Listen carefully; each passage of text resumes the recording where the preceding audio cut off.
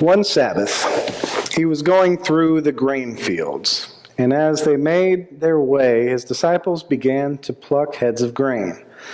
His Pharisees said to him, "Look, why are they doing what is not lawful on the Sabbath?" And he said to them, "Have you never read what David did when he and his companions were hungry and in need of food? He entered the house of God when Abiathar was high priest, and ate the bread of the presence, which it is not lawful for anyone but the priest to eat, and he gave some to his companions." Then he said to them, "The Sabbath was made for humankind, not humankind for the Sabbath. So the Son of Man is Lord even of the Sabbath." Again he entered the synagogue, and a man was there who had a withered hand.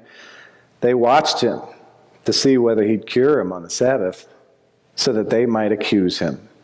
And he said to the man who had a withered hand, "Come forward." And he said to him, "Is it lawful to do good or to do harm on the Sabbath, to save life or to kill?" But they were silent. He looked around with them with anger. He grieved at their hardness of heart and said to the man, "Stretch out your hand." He stretched it out, and his hand was restored. The Pharisees went out and immediately conspired with the Herodians against him on how to destroy him. The grass withers and the flower fades, but the word of the Lord lives forever. And this is the word of the Lord. All thanks be to God. You know, everything that we're doing here is reciprocal. Everything we're doing here is for each other, mutually. Unfortunately, that's not always how we people view this thing called faith. God has garnered a bit of a reputation over the years. God, when introducing a faith structure to the people way back in the time of the Exodus, God laid the foundation by saying, "I am your God. You will have no other gods before me." And then God says things like, "I'm a jealous God. Be faithful to me and to me alone. Don't make any idols. Don't worship any idols. That's going to make me mad. Don't even misuse my name. Even my name is too awesome for you to take in vain." So, like, from stuff like this, and then from things like the troubles Israel experienced because of their not being faithful, throughout the years and years to come, we people started latching onto this idea that faith is just all about making God happy. That is the be-all, end-all of what faith is. Like God is just some spoiled kid who only thinks about him or herself. It's all about me, me, me. Make me happy. Cook me up some sacrifices, make a pleasing odor for me to enjoy. Do a little song and dance. Make me smile. This is the stuff we have had a tendency to latch on to. You know, for people who are not people of faith, taking that latched on and say, "Well, this is your God. Your God is just, this jealous God that just wants praise, praise, praise," and all this kind of stuff. And then we as people of faith have latched onto it and like totally organized around it and based ourselves on it. Like the structure of the church has been based on it for a long, long time. It's like that whole, you better go to church every single Sunday. So if you don't go to church every single Sunday, you're not going to get your ticket to heaven. Tithe that mandatory 10% of your income. A lot of those churches out there even turn in your income tax forms and, want to know how much you make to make sure that you turn in that mandatory 10% of your income. Stuff like that. Because if you don't, you're not making God happy. And if you're not making if you're not making God happy, you're not going to get your ticket to heaven. It's all built around that because we've latched onto it so much. And there's quite a bit in the Bible that we can use to latch on to that idea. There's quite a bit in the passage from Paul's letter to the Corinthians today. He makes it very clear, right from the start, and all the way through, what we're doing is all about Jesus. We do not, God's calling. Everybody listen. He makes it very clear, and all throughout the passage, that it's all about Jesus. We do not proclaim ourselves. We proclaim Jesus Christ ourselves just as your slaves for Jesus' sake. It's all about Jesus. It's not about us. It's about Jesus. We serve as slaves for the sake of Jesus. We shine light on the darkness for Jesus. We've got a treasure in clay jars that's not ours. We're sharing it with the world for Jesus. While we live, we're given up to all kinds of affliction, even to the point of death, for Jesus. That's what we latch on to. But Paul doesn't stop there. There's more. We do this so that the life of Jesus will be visible in mortal flesh. We do this so that life will be at work in you. As much as we latch on to it all being about Jesus, it's all about Jesus because Jesus is all about us. That's precisely the point that Jesus was making in this morning's passage from Mark. Jesus and his disciples, they're walking through a field. They start plucking heads of grain. When the Pharisees, they start getting on their case. Look at what they're doing. That's not lawful to do that on the Sabbath. They're working. They're picking that grain. That's not lawful. They don't need to be doing that. They shouldn't be doing that. They're breaking the rules. To which Jesus snaps back. You're latching on to a misunderstanding. You've lost track of what the Sabbath is really about. You remember David, right? Remember when he and his companions were starving? They went into God's house and ate the bread of the presence? That wasn't lawful. Only the priests were allowed to do that. But they ate it. And it was more than okay. It was the right thing to do. What we are doing is the same thing. God made the Sabbath for humankind, not humankind for the Sabbath. From there, he went into the synagogue. He found a crippled man whose hand was withered. All eyes were on him. They were watching him to see what he was going to do. On the same note, he said, so what? Is it lawful to do good or bad on the Sabbath? To save life or to kill on the Sabbath? To do anything other than to just let this man suffer on the Sabbath? They were silent. Jesus couldn't help but to be angry at them in their silence.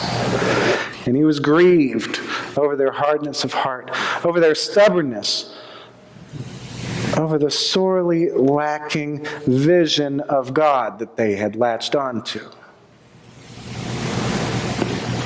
So Jesus went ahead and he healed the man. And he let those people who were watching them in all their silence go on with their plans to kill him.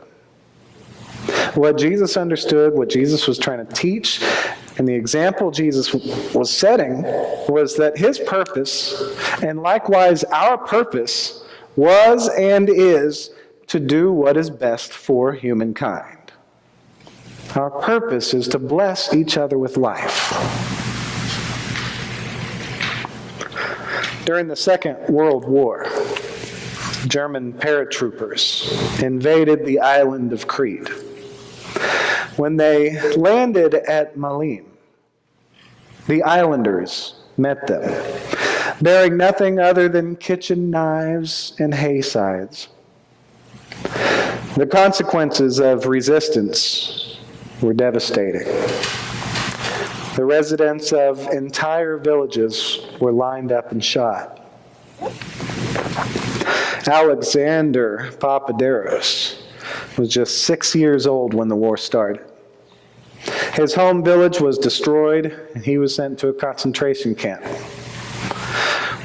When the war ended, he became convinced that his people needed to let go of the hatred and the horrors that war unleashed. So at this place in Malin, Papaderos founded an institute. In this place that was tainted by violence and death, he founded an institute for peace and understanding.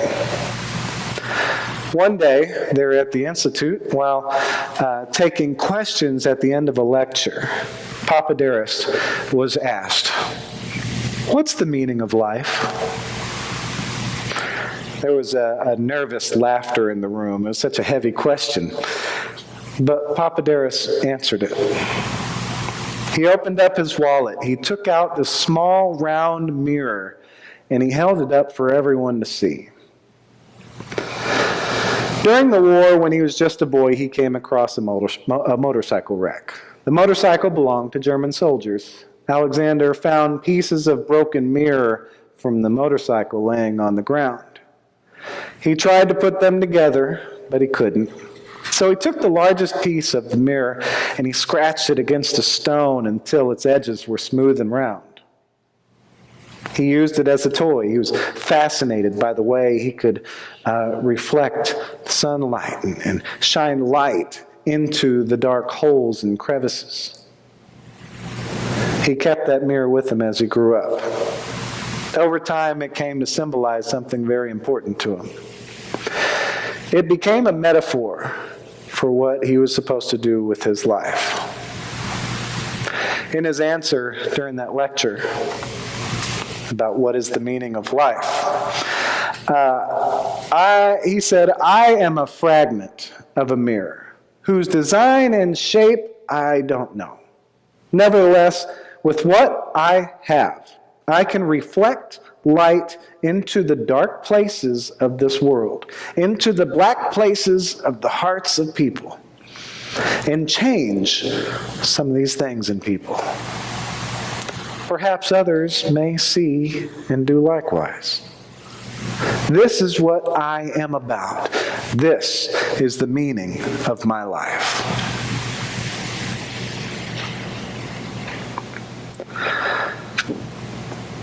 God has blessed us with faith, not simply for God to get some praise, a pleasing odor, a song, and a dance.